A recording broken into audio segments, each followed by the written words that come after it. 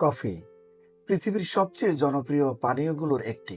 Coffee luwak, যা বিশ্বব্যাপী seabed coffee নামে পরিচিত।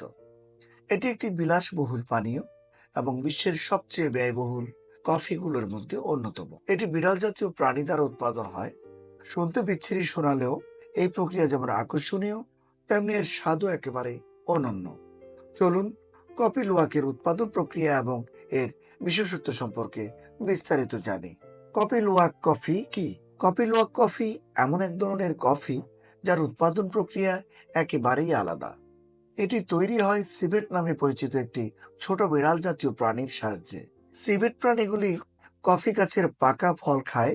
তাদের হজম প্রক্রিয়ার মধ্যে বিশেষ রাসায়নিক পরিবর্তন ঘটে, যা কফির স্বাদে অসাধারণ পরিবর্তন আনে। কফি বীজ প্রক্রিয়াজাত হয়ে তৈরি হয় পৃথিবীর অন্যতম মসৃণ ও সুগন্ধি কফি।